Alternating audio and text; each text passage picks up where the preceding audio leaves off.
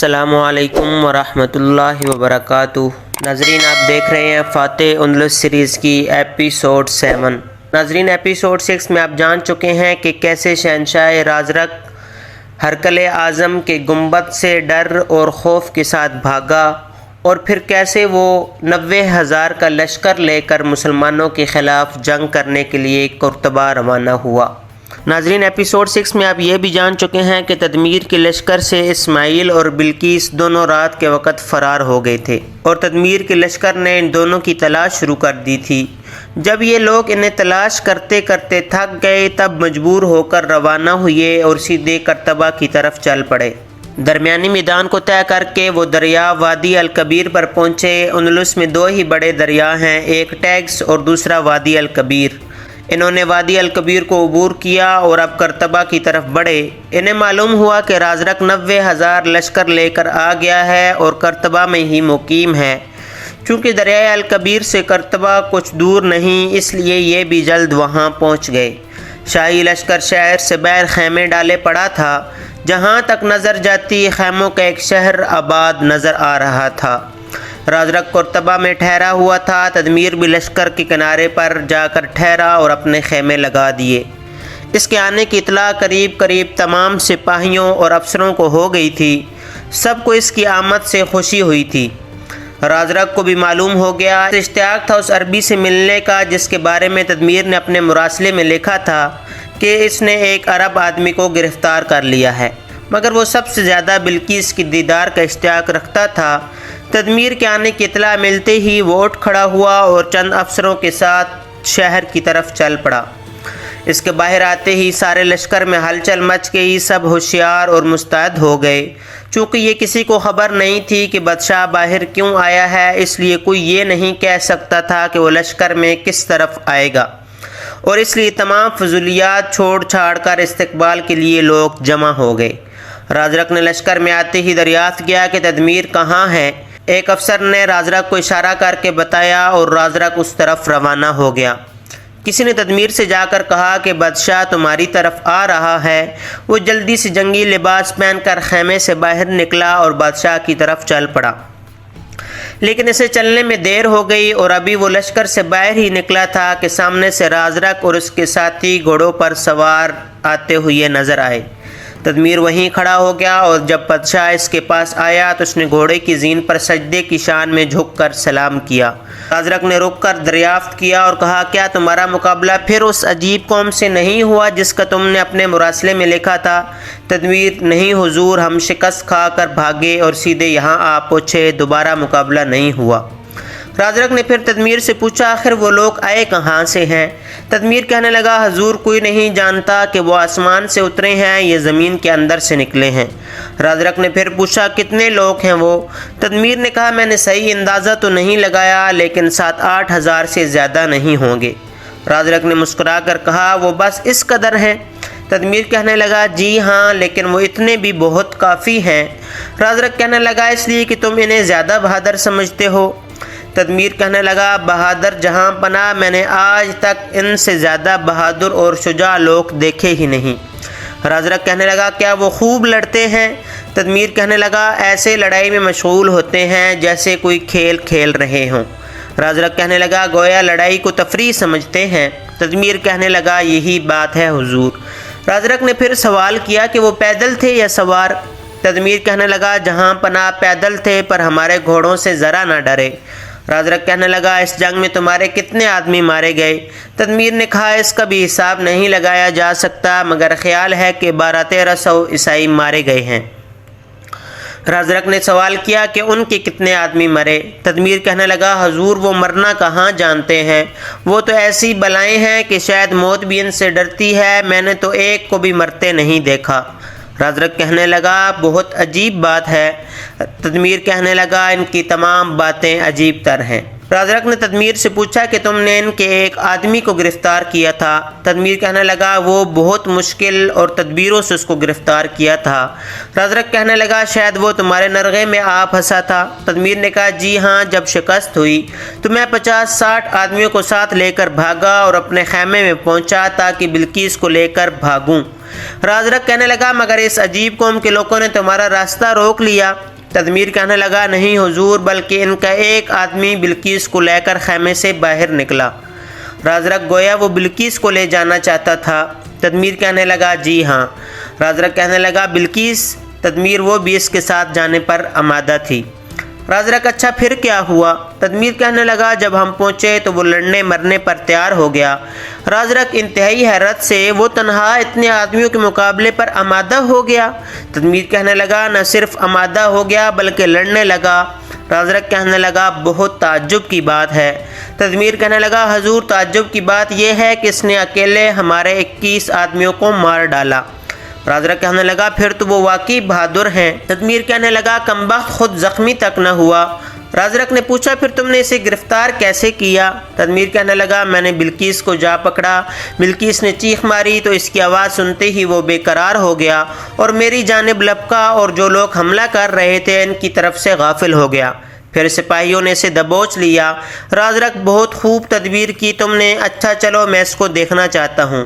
تدمیر نے کہا لیکن حضور وہ رازرق کیا تم نے اسے قتل کر ڈالا؟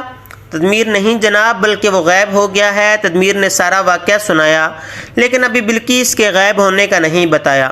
رازرق نے پوچھا بلقیس کہاں ہے؟ تدمیر کہنے لگا جناب وہ اسے بھی ہمراہ لے گیا ہے۔ رازرق کو یہ سن کر غصہ بھی آیا اور افسوس بھی ہوا۔ اس نے درست لہجے میں کہا تم نے حفاظت نہیں کی ہوگی، ضرور کوتاہی کی ہوگی، تبھی وہ دونوں بھاگ نکلے ہیں۔ تدمیر کہنے لگا حضور ان کمبختوں کی حفاظت میں کوئی کمی نہیں چھوڑی تھی۔ اس مسلمان عرب کو ہر وقت قید میں بندھا ہوا رکھا جاتا تھا لیکن پھر بھی آزاد ہو گیا، خود بھی بھاگ گیا اور بلقیس کو بھی لے گیا۔ رازرق پھر تم نے تلاش نہیں کیا ان دونوں کو؟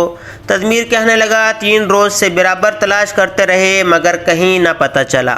رازرق کہنے لگا افسوس، ایک خوبصورت حسینہ کو تم نے اپنے ہاتھوں سے کھو دیا۔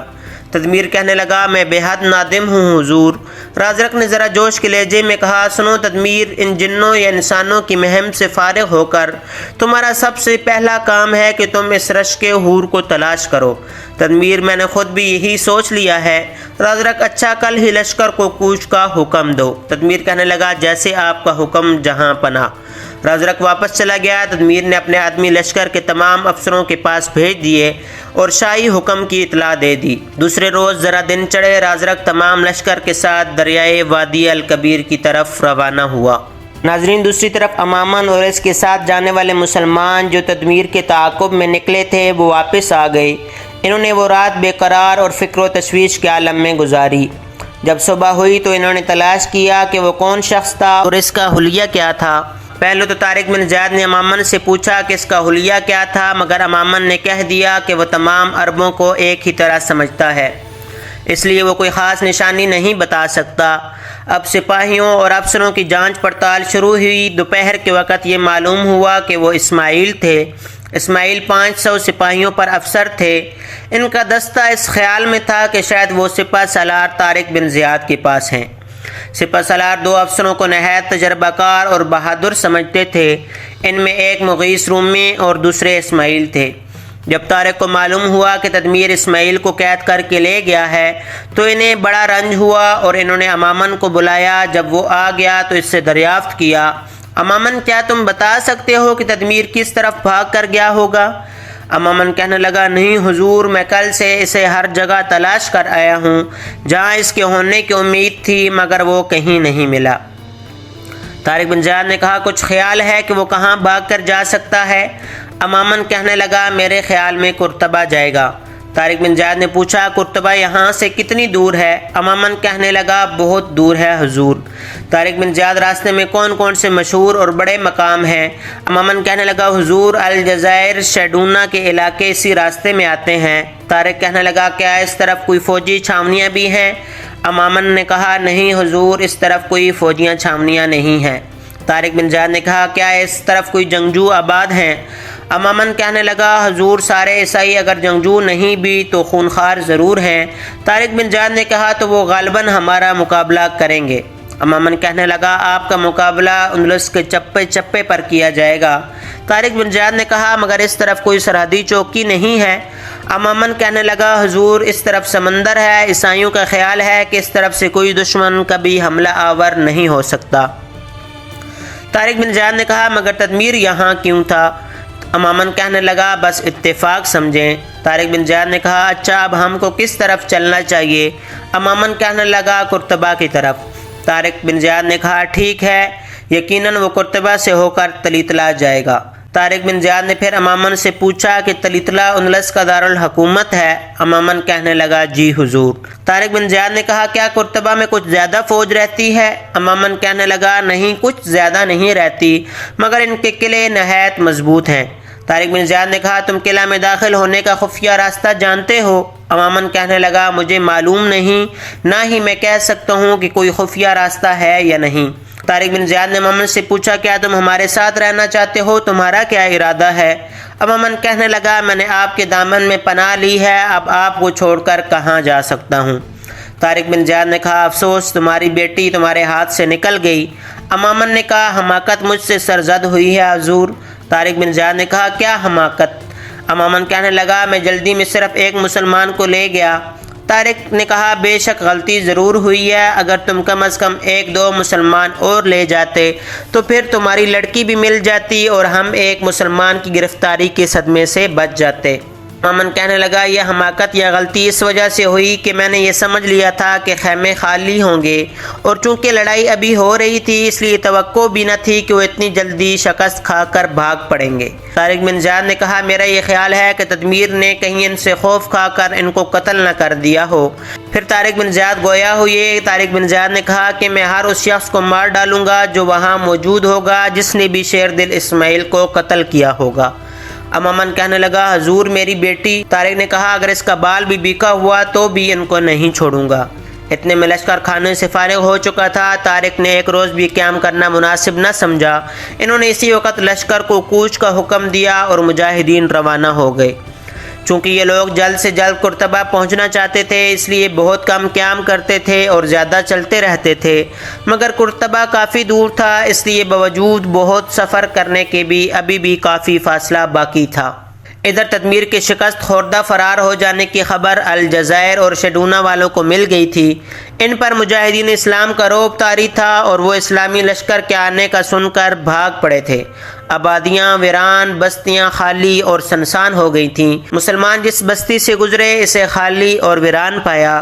انہیں الجزائر اور شیڈونا کے کسی حصے میں بھی عیسائی نظر نہ آئے، نہ کہیں مقابلہ ہوا۔ مسلمانوں کو سامان خورد و نوش کی ضرورت تھی مگر آبادیاں ویران تھیں، سامان خورد و نوش کہاں سے ملتا؟ اتفاق سے کھیتی پکی کھڑی تھی، وہ جہاں سے جاتے وہاں اس پہ ضرورت اناج کاٹ لیتے۔ اکثر جگہ انہیں انگوروں، سنتروں اور دوسرے پھلوں کے باغات بھی ملے۔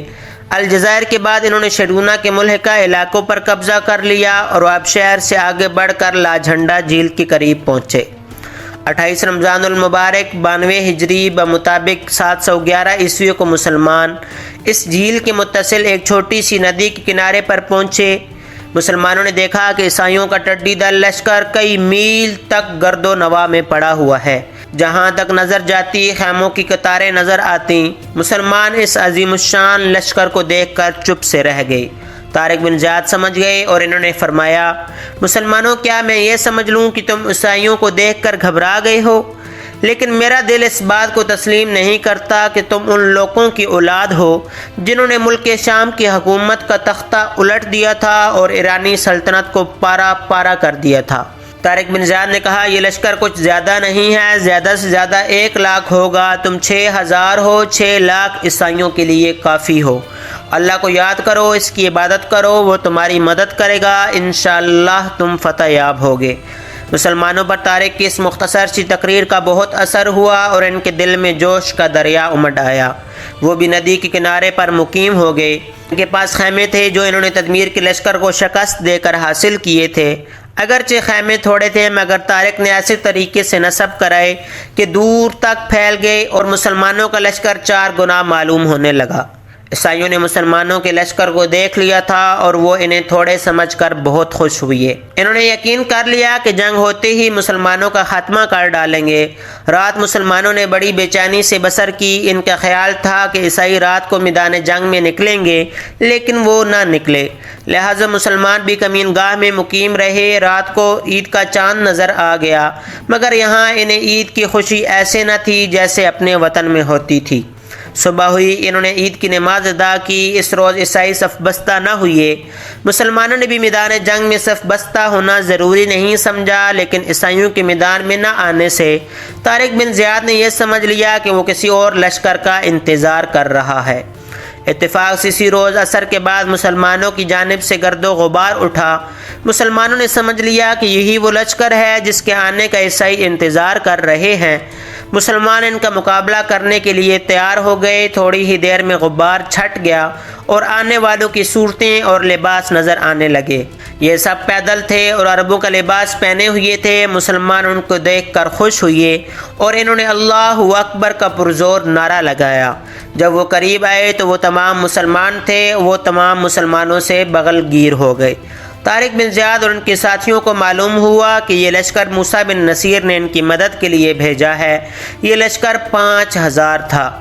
اب مسلمانوں کی تعداد 12000 ہو گئی تھی۔ یہ لشکر بھی آ کر ان مسلمانوں کے ساتھ خیموں میں ٹھہر گیا اور مسلمانوں نے وہ رات بڑی مسرت سے بسر کی۔ ناظرین، فاتح اندلس سیریز کا سلسلہ جاری ہے۔ امید ہے آج کی ویڈیو آپ کو پسند آئی ہوگی۔ اگر ویڈیو پسند آئی ہو تو لائک شیئر کریں اور کمنٹ باکس میں اپنی رائے ضرور دیں۔ ملتے ہیں اگلی ویڈیو میں۔ اللہ حافظ۔